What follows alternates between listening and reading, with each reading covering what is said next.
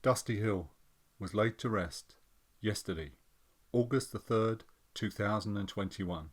His wife, Charlie McCrory, asked fans to look to the heavens and wish Dusty Godspeed. She added that Dusty loved his fans and always remembered without fans, music is not heard. So know he truly appreciated every single one of you. For me, with Dusty Hill, what you saw is what you got. Many bands back in the 1970s were full of monstrous egos. They wouldn't talk to you, they wouldn't communicate with other bands on the bill. Sometimes they wouldn't even look at you. ZZ Top were never like that. They were always approachable, respectful. You might find it hard to follow them on stage after they had blown the crowd away, but hey, that's show business. Back in those early days, they come on stage looking like three cowboys, and people would say, "Oh no," they'd facepalm and say, "Oh no, not a country band." There might even be a few boos. 2 minutes into the set, the atmosphere would change as the Top proceeded to take the roof off the place. They could play. The chemistry between them was phenomenal, but for me, it was the love and respect the boys had for each other and the audience. It just shone through.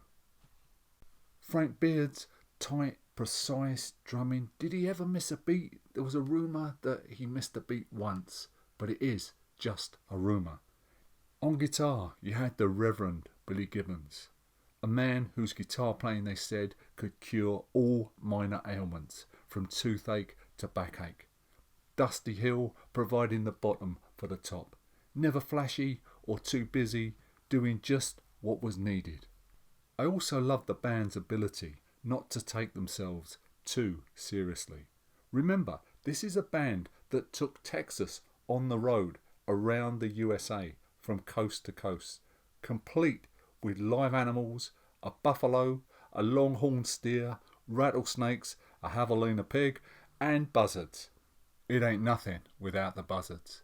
So all this was ferried around the United States in 7 massive trucks. And you had these live concerts, which were a mixture of rodeo, circus, and a rock gig. A lot of people thought the band were crazy. And I guess it did put the band into debt. But what it did was it introduced Texas to the larger population of the United States. And very soon after that, you saw cowboy stores opening, selling cowboy clothing, the boots, the hats, etc. Opening up in places like New York, Boston, etc. Places where you wouldn't expect that sort of clothing to sell. I'm going to tell a couple of my favourite ZZ Top stories. You might have heard them before, but hey, I'm going to tell them anyway. Right back in the early days, the band played a gig in Alvin, Texas. When the curtains opened, the audience consisted of one guy. So they played their whole set for this one guy and then bought him a Coke. Dusty says, "We were thankful he stayed. And then we played an encore for this guy. Now an encore is supposed to be where they demand to have you back.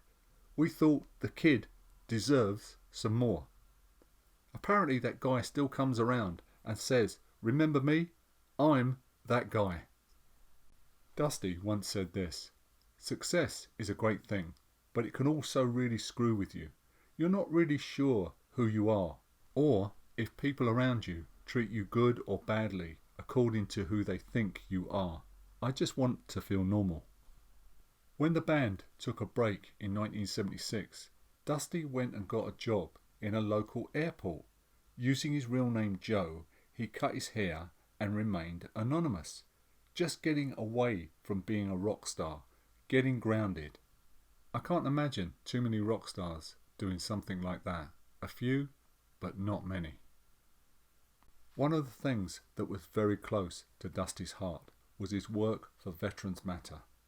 Dusty couldn't understand how soldiers could put their lives on the line for their country and end up on the streets, homeless, often being beaten, robbed and killed. The ripples sent out from Dusty's and ZZ Top's involvement in this great cause are still being felt today, with more and more veterans being housed on a daily basis. If you want to honour Dusty's memory, I'll leave a link in the description of this video that will take you straight to Veterans Matter, and you can leave a donation. That would be a great way of honouring Dusty Hill's memory.